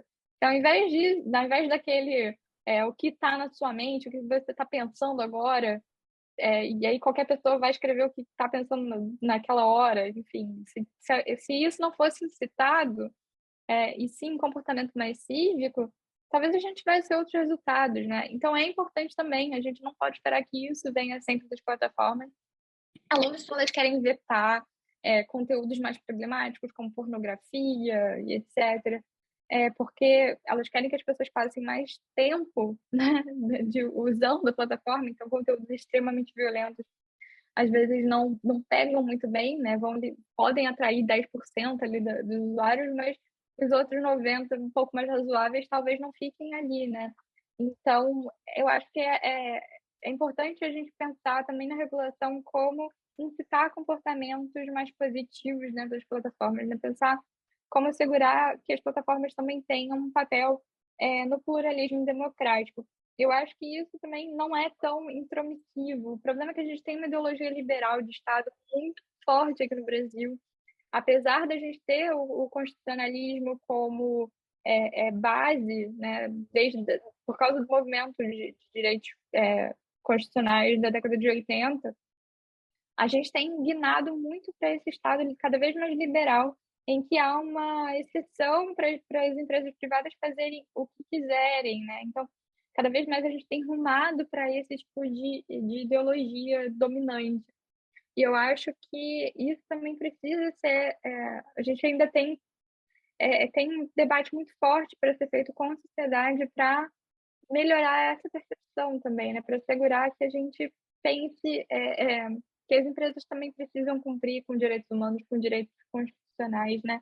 É algo que alguns países, a Alemanha consegue fazer muito bem, e tem tentado, tem reivindicado bastante, né, a França também, alterações na legislação via DSA para assegurar o pluralismo democrático, mas a gente no Brasil parece estar mais próximo dos Estados, cada vez mais próximo dos Estados Unidos nessa vertente liberal de Estado, e eu espero que isso venha a mudar com o tempo, né? Eu tenho um pouco de otimismo ainda de que com o debate do PL, com esses escândalos do poder das plataformas sobre as comunicações, isso tudo ainda surta algum efeito e que a gente consiga conduzir um debate certo com a sociedade civil, né? Que a gente possa conseguir transmitir esse tipo de ideia, né? De uma forma adequada. A gente sempre vetou muito qualquer possibilidade de regulação da mídia, né, aqui no Brasil. Possibilidades que poderiam assegurar uma mídia mais plural e democrática. O debate, inclusive, Tudo voltou. Volta e também. meio o Lula fala, e aí a reação imediata qual é? Tentar Lula confundir com quer censura. regular. Não, com censura, quer censurar a mídia. Não tem nada a ver uma coisa com a outra, né? Exato. Exato, e eu acho que tem esse medo, né, da imprensa, da censura e etc., por causa da ditadura, do histórico de autoritarismo, mas não é uma mídia. A falta de regulação faz com que apenas poucos grupos consigam concentrar o poder econômico e liderar o mercado, né? Mas é feito Não para isso, gera, né? Foi pois projetado não para gera isso, né? diversidade, não vai É, gerar mais democracia. agora, Yasmin, eu queria falar um pouquinho com você sobre a questão de moderação, né, que isso também está Uhum. lá no PL, vocês têm se dedicado a analisar isso. Eu pergunto isso por causa de uma matéria da revista acho, The New Yorker, ano passado, mostrando como os moderadores do Facebook estavam adoecendo. Os caras passam dias e dias assistindo vídeos, todo tipo de violência, né? Abuso sexual, pedofilia, mutilação, maltrato a animais, tudo de ruim que a humanidade produziu está sendo jogado nas plataformas e você tem seres humanos, né, já tem algoritmo que identifica ali imagem, Exato. derruba automaticamente, mas muita coisa vai, as pessoas estão adoecendo, né? O Facebook está pagando psicólogos e Os psiquiatras. algoritmos precisam ser treinados por essas pessoas também, né? Então, Não, antes de exatamente, com você todos classificar, tem um os algoritmo que vieses caça. de cada pessoa ali, né? Então, agora o Facebook ele Exato. tem o quê? 3 bilhões e meio de usuários ativos, não sei. Imagina a quantidade de publicação diária. E você precisaria o quê? De quantas pessoas para poder ver e derrubar isso, né? Você tem que ter um É. algoritmo muito bem treinado. É impossível, né? E aí E você o tem. dado o dado da equipe são 15 mil moderadores Então, mas não é do nada, né? Facebook no Para mundo 3 bilhões e meio inteiro. de pessoas, imagina. Exato. Aí você tem. E aí na matéria, não sei se foi nessa mesma matéria ou numa outra, que teve uma repórter que acompanhou um ano de discussões do Facebook, participou de várias reuniões com executivos. E aí eles lançaram a ideia da Suprema Corte do Facebook, né, que foi o que a matéria O Oversight Board. colocou. Que aí você tem ex-chefes de Estado que participam e tal, mas assim, não resolve, porque eles começam a criar critérios diferentes e regras diferentes para definir Uhum. que postagem pode ficar e qual não pode. A do Trump pode, mesmo que ele esteja incitando um golpe de Estado e uma violência. O cara que é um Zé Ninguém e que faz a mesma coisa, esse cara está limado, vai perder a conta dele, né? Então, como é que isso vai ser possível? Porque hoje o que a gente vê é Sim. isso: as plataformas têm a sua Suprema Corte e a regra vale, quer dizer, a regra oficial é só enquanto estiver dando dinheiro. Você vai dar dinheiro sempre, né? Engajamento eles vão ganhar com mais ou com menos, né? Mas eles só tiram do a hora que fica chato demais, quando os caras invadem o Congresso americano e morre um policial que estava defendendo Exato. o prédio. Aí passou dos Exato. limites. Aí essa semana vazou aí uma troca de mensagens, acho que foi do Instagram, em que eles estavam pensando em autorizar temporariamente discurso de ódio e incitação ao assassinato do Putin. Aí vazou, não, era só um Não só do estudo. Putin, mas de soldados russos, né, também. Exatamente. Então, essa é a Suprema Corte que vai decidir. A Suprema Pois Corte é é, depois, né, para julgar, mas os caras estão planejando. Isso é o que vaza, imagina o que não vaza. o comitê de supervisão do Facebook, ele tem um problema na sua origem, né? Ele, É o Mark ele tem Zuckerberg, é o problema. ele tem uma equipe, né, as pessoas que compõem o comitê, você não tem diversidade, você abre a lista, né? Os nomes são públicos, está na Wikipedia. A maioria das pessoas são dos Estados Unidos. Então, começa por aí. O Facebook tem 3 bilhões de usuários, mais de 3 bilhões de usuários hoje em dia, com pessoas do mundo inteiro, majoritariamente da Índia e do Brasil.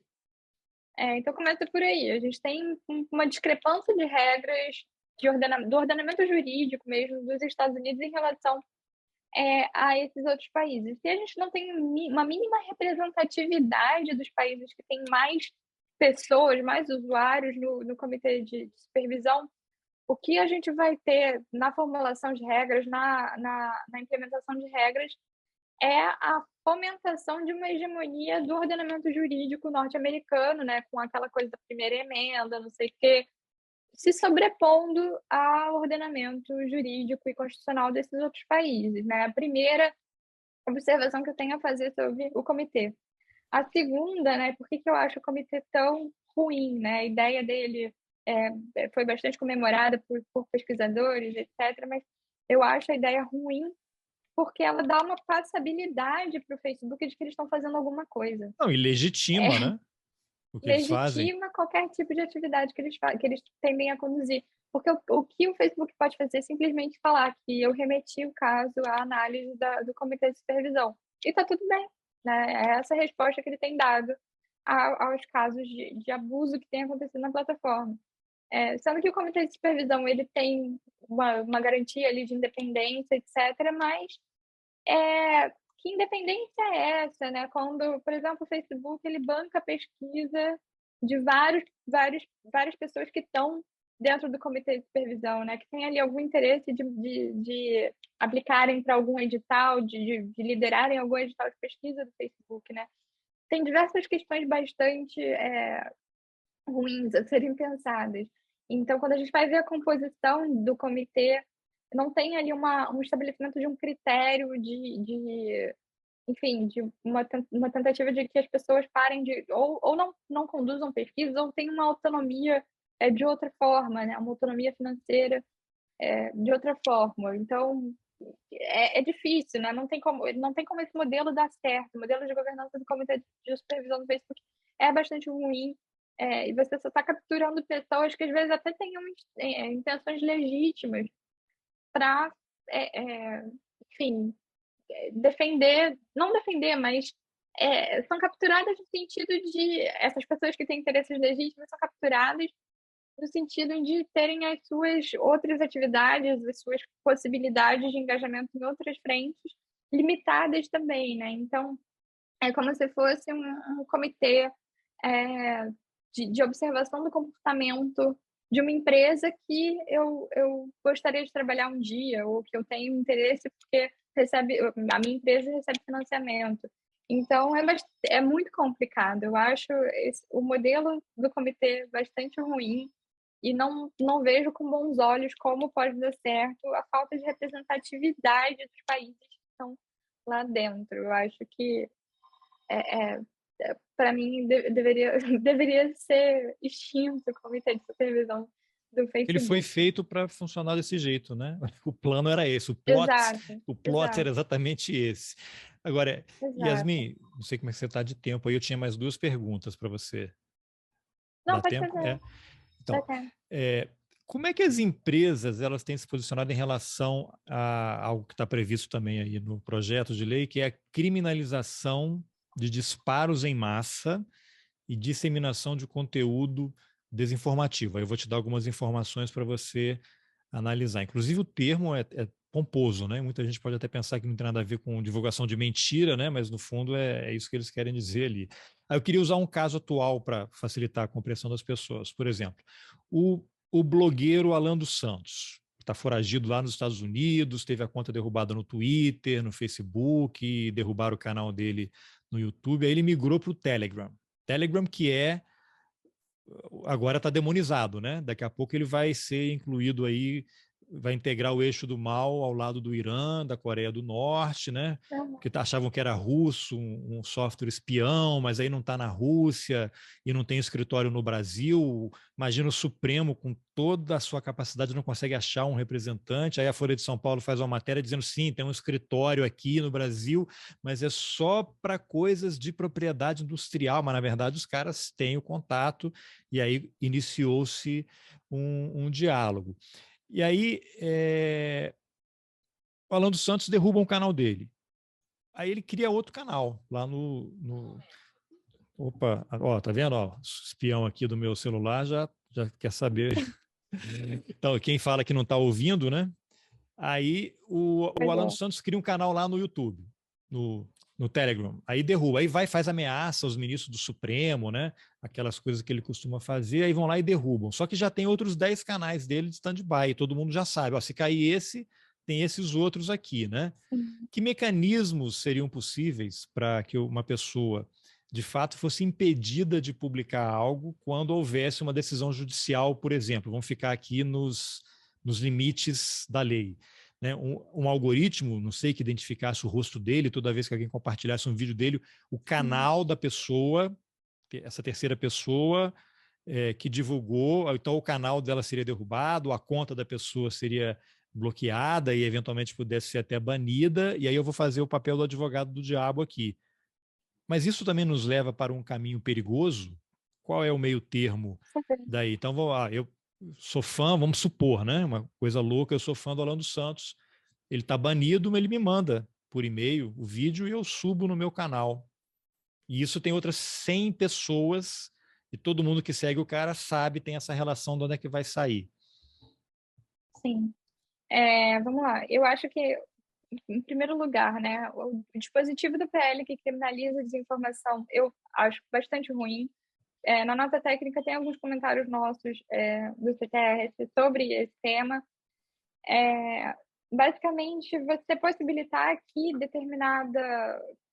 que o Estado possa determinar o que é desinformação ou não, e a partir disso criminalizar ou não determinados tipos de conduta, sabendo de todas as desigualdades que existem, que permeiam o judiciário brasileiro, enfim, é bastante perigoso a gente, porque o que pode ser considerado como desinformação? É pegar de fato, uma imagem de uma pessoa pública, fazendo uma coisa que ela não estava, fazer uma montagem em cima daquilo, e publicar na internet, mas também pode ser um argumento político um pouco mais tendencioso para determinada vertente que eu quero escrever no meu jornal. Isso também pode ser considerado desinformação. Quem vai determinar exatamente o que é verdade, o que não é? Então, não acho que seja o caso para É meio o argumento criminalizar. da ala bolsonarista, né? Parlamentares bolsonaristas, a própria família Bolsonaro também, né? Para você ver como a coisa é complicada. Aí você vai falar isso, você é bolsonarista, então. Tá vendo como eles. Não, vão me acusar de bolsonarista se eu defender isso. Mas você vê como é que é uma Mas eu acho que captura do tema, né? É uma captura. o problema da criminalização é esse, né? A gente não pode tornar crime a disputa de verdade. Eu acho que isso é de fato um absurdo, porque você está possibilitando que determinadas pessoas sejam presas por ideias emitidas. Isso E eu acho outras uma sejam violação donas da verdade, né? gravíssima. Exato, é uma violação gravíssima à liberdade de expressão e a gente não sabe que fim pernicioso isso pode tomar. Agora, outra coisa é empresas que fazem disparo de massa, né? A Patrícia Campos Mello mostrou muito claramente como essas empresas são orquestradas na Espanha, em call centers, enfim, diversas empresas trabalham com esse tipo de atividade. Essas empresas podem ser e devem ser penalizadas, não a pessoa, o dono da empresa, talvez não precise ser preso, né? Eu acho que a criminalização desse tipo de atividade também não vem ao caso. Mas a penalização e o fechamento das atividades. Eu acho que faz todo sentido para ele ter incluído um dispositivo que fale sobre isso, né? Fechamento de atividades de disseminação de disparo de massa de desinformação por empresas, né? Por quem torna disso uma atividade comercial. Porque eu acho que o elemento da intenção está muito claro aí, que é uma intenção de lucro, enfim, e quem está pagando por isso também. Outro ponto cabe à Justiça Eleitoral determinar regras de comportamento nas eleições. Mentir sempre foi uma prática bastante forte em diversas campanhas políticas, não só da direita, mas também da esquerda, do centro, enfim, de todos os partidos políticos. A mentira, ela tá, não a mentira, né, mas os ataques a outros candidatos, enfim, às vezes escorregam um pouco, ou ocultam ou opacam a verdade em diversos sentidos que a gente pode entender como mentira, né? Então, também é necessário tomar cuidado com que tipo de determinação a justiça eleitoral pode ter nesse sentido. Eu acho que tudo precisa ser pensado com base na proporcionalidade das decisões, das ações das pessoas, né? O que pode ser considerado tão grave a ponto de uma pessoa ter que perder o mandato. É o caso do Daniel Silveira, por exemplo, que estava chamando pessoas para matarem, tacarem uma bomba no Supremo por causa de atos que ele considera como ruins, né? Enfim, eu acho que é uma questão de gradação, uma questão de proporcionalidade. E aí a Justiça Eleitoral deve, de fato, tornar essas candidaturas inelegíveis. Eu acho que nesse tipo quando há uma gravidade na ofensa, medidas mais graves devem ser adotadas, proporcionais àquela ação ofensiva. Outro ponto também a disputa de verdade, ela deve vir a partir de fomento às agências de checagem, ao jornalismo investigativo. Não tem como falar de combate à desinformação sem falar em política pública para produzir jornalismo de qualidade. Eu acho que isso é imprescindível e o PL fomenta ali a atividade de checagem em diversos pontos, e eu acho que é uma medida interessante. Agora, criminalizar emissão de desinformação, a gente pode estar falando também enfim, a possibilidade de punição de pessoas que talvez nem tivessem intenção maliciosa de desinformar determinado debate. Às vezes elas apenas acreditam que aquilo é uma verdade. Então, é Tem bastante muita gente que perigoso invadiu o Capitólio rumar e para achou que isso. estava lá restaurando a democracia. Exato, exato. Então, é muito perigoso a gente rumar para esse tipo eu acho que é uma medida autoritária. Agora, outra coisa é o presidente da República postar foto de uma pessoa, o nome de uma pessoa, como inimiga da população, e, enfim, de uma jornalista, por exemplo, falar publicamente que essa pessoa, enfim, precisa ser atacada. E esse tipo de ataque, de Incitação à desinformação, violência. de incitação à violência precisa ser limitado, assim como outras postagens que podem gerar dano para a população, né? A questão da Covid-19 tornou isso muito claro, né? O fomento a medicamentos que não têm efetividade comprovada cientificamente, tudo isso também precisa ser limitado. E as plataformas é importante, né, que as plataformas estejam coadunadas com instituições de respaldo científico para tomarem medidas para evitar que esse tipo de informação perniciosa e nociva circule, né? Então, eu acho que é importante também que as plataformas atuem sobre isso. Outra coisa é completamente diferente, né? A gente colocar tudo no mesmo bojo, as ações das plataformas para regular esse tipo de conteúdo, dar às plataformas a possibilidade que elas possam remover conteúdos que são nocivos para a sociedade civil. E outra coisa é a gente respaldar que as plataformas também possam censurar o que elas consideram como pernicioso naquele ambiente, mas que é para uma ideologia extremamente puritana, né? Por exemplo, quando a Coding Rights, né, uma instituição brasileira feminista, enfim, que atua no campo de direitos e tecnologia, quando elas fizeram uma campanha pelo Dia da Visibilidade Lésbica, o Twitter deletou um GIF que elas criaram da Sapa Sapatona, falando que aquele conteúdo era xingamento, ofensivo, etc. Isso tudo a gente precisa de uma... O que acontece, né? As máquinas não entendem contexto.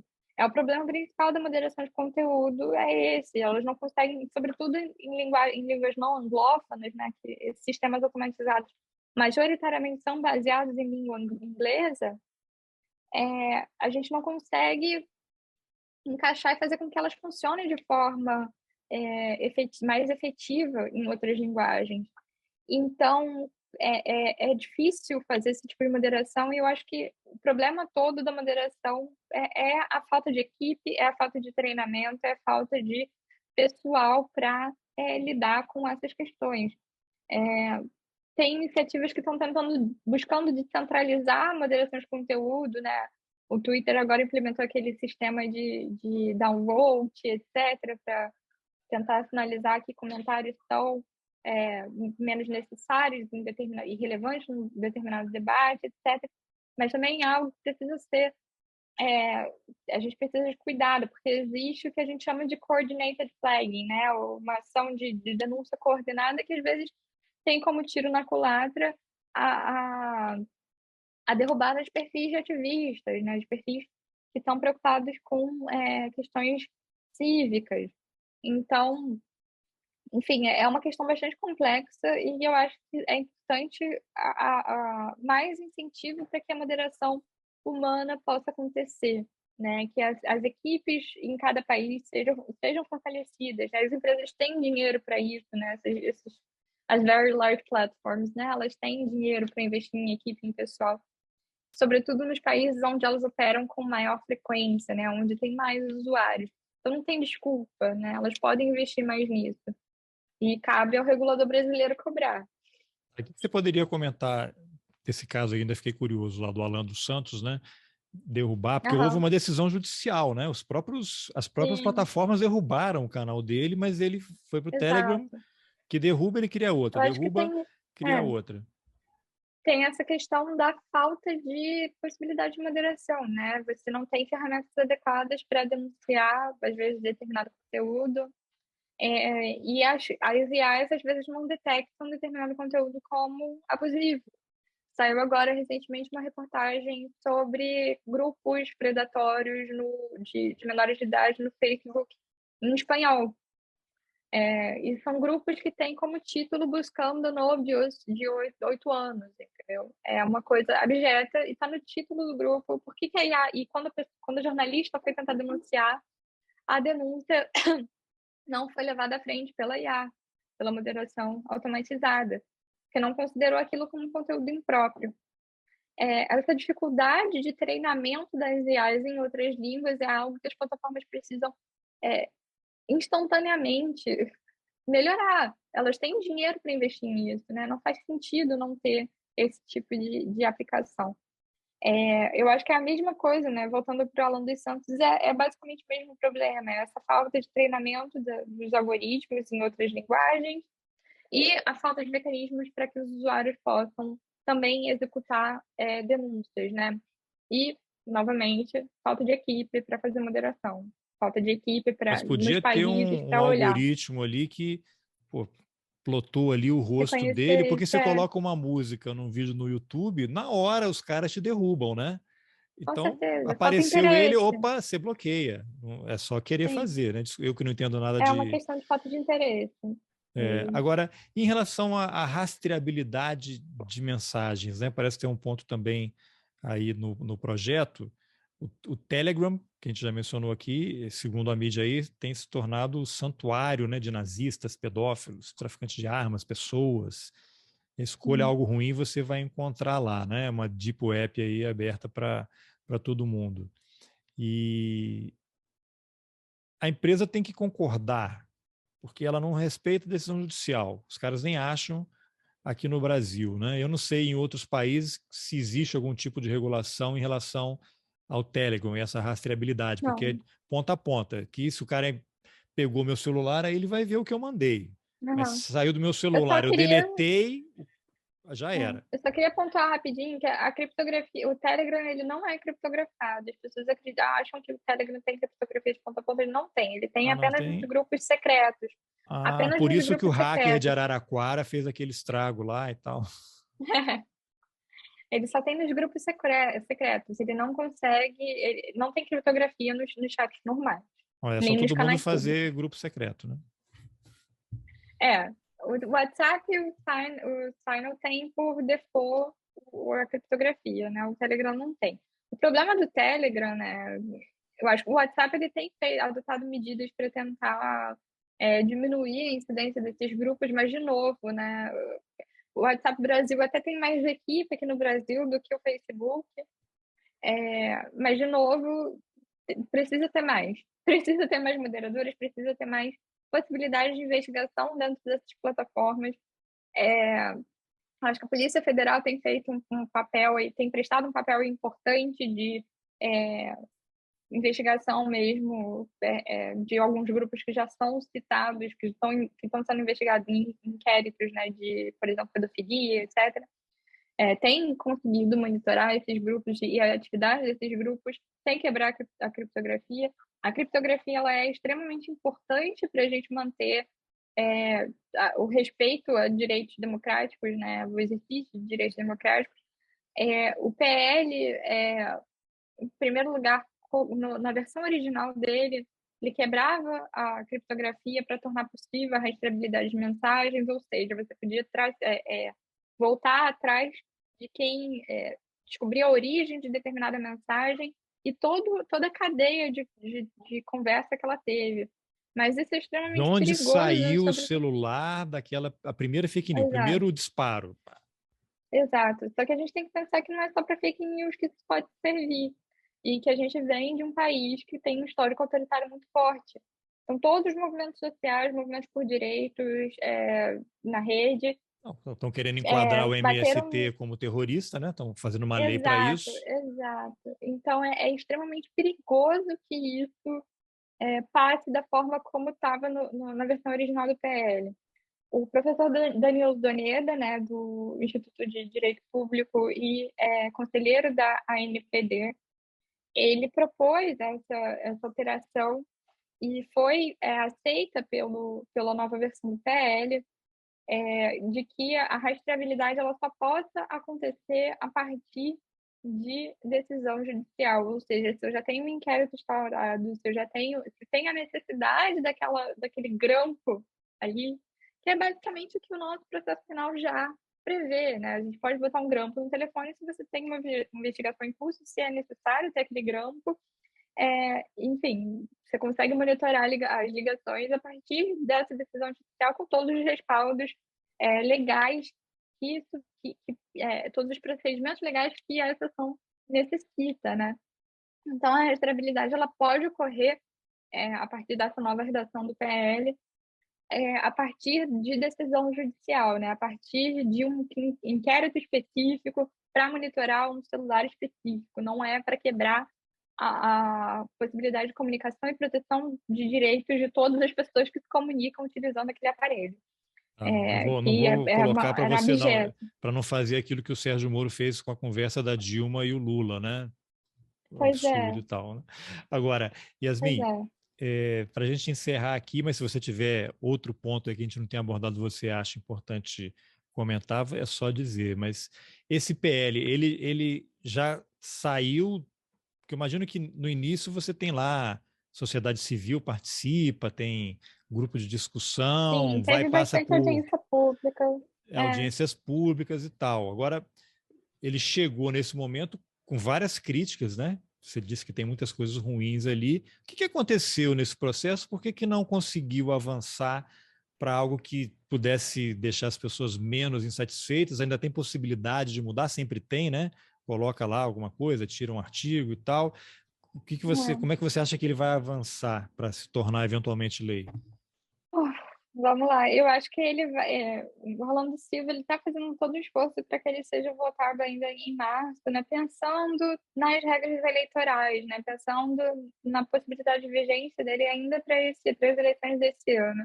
Eu entendo e vejo é, é, são intenções bastante nobres de movimentos da sociedade civil também, que estão tentando fazer com que o PL seja aprovado justamente para que a gente tenha um resguardo, ainda que seja menor do que poderia ser, um resguardo para o período eleitoral.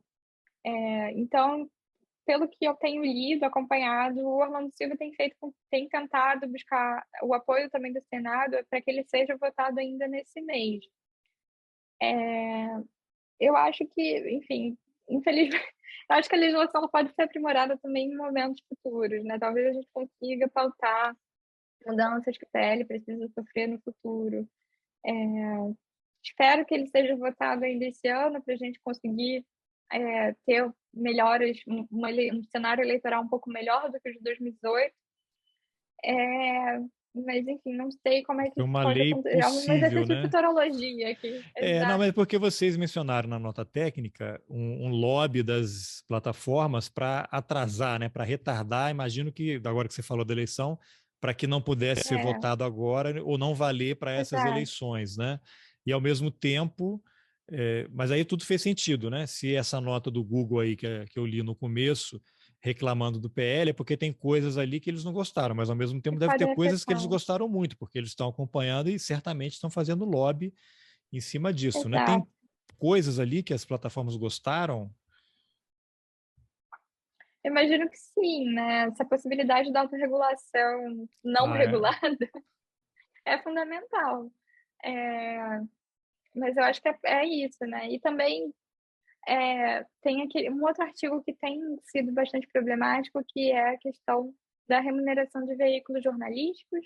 Na verdade, tem mais dois, né? A remuneração de veículos jornalísticos, que pode engendrar um problemão para veículos menores, né? Que podem não ser identificados como um veículo jornalístico, enfim, gerar mais As concentração plataformas de estão mercado do que o quebrando a dispositivo. imprensa, né? Mundo afora.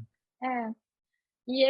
Mas esse dispositivo, né, que gera remuneração de veículos jornalísticos, pode fazer com que apenas determinados veículos que já são grandes, veículos que já são considerados, que têm aí, enfim, um histórico de reputação, sejam os únicos objetos da remuneração, o que vai gerar um problemão de concentração, de mais concentração ainda do mercado, né? A gente está falando dos veículos maiores sendo reconhecidos como veículos jornalísticos e veículos menores como não. Então, os veículos menores também estão preocupados, olhando com preocupação esse dispositivo e querendo a remoção dele. Outro dispositivo também que eu acho que é bastante problemático e que está gerando um debate muito forte agora, porque, inclusive, ficou de fora da nossa nota técnica, porque eu não tinha me atentado para a problemática que poderia ser gerada, agora que estão começando a bater um pouco mais nele, que é a questão da imunidade parlamentar. O dispositivo, ele também, o PL, ele também prevê um dispositivo que fala sobre a possibilidade de conteúdos parlamentares serem protegidos e não serem moderados. E aí a gente Aí tem um pronto, né? problema enorme, enorme. Basicamente, como um valor de notícia, né, o newsworthy, o conteúdo que é considerado newsworthy, deve ser mantido pela plataforma como tal, e etc. Essa foi a regra de ouro do Facebook até Capitólio, até 2020.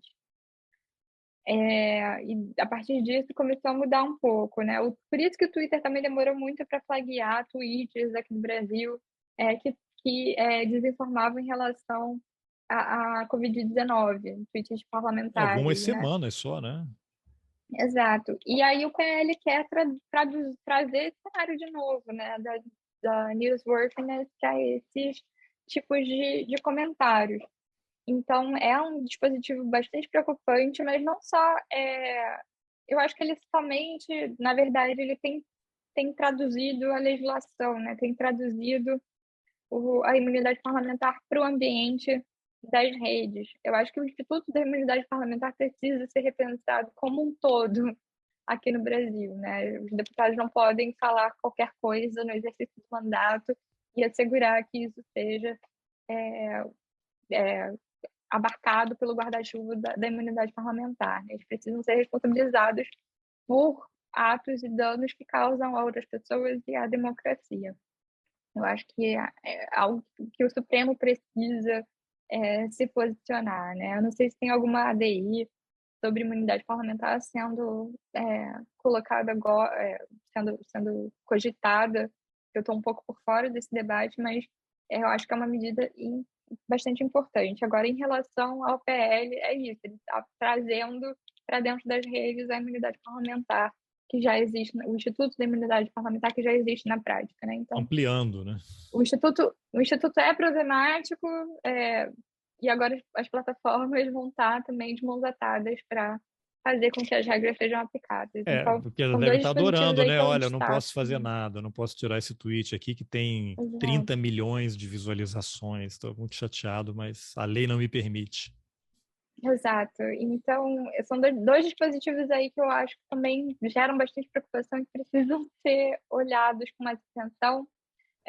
Talvez não o PL seja aprovado e esses dispositivos permaneçam lá. Eu vejo com muita tristeza que o PL tenha fracassado em estabelecer uma autoridade reguladora, e eu espero que isso possa ser revisitado ainda que o PL seja aprovado esse mês. Bem, Acho que é isso. bom, Yasmin, então, ó, parabéns aí pelo trabalho. Acho que esse é um tema, as pessoas acham que Imagina. não tem nada a ver, mas afeta tudo que a gente faz, né? Hoje está tudo conectado. Exato. Vamos conversar mais vezes aí à medida que o projeto avançar para ver se melhora ou não. E obrigado pela entrevista. Imagina. Obrigada, Carlos. Eu que agradeço aqui. Qualquer coisa a gente está à disposição.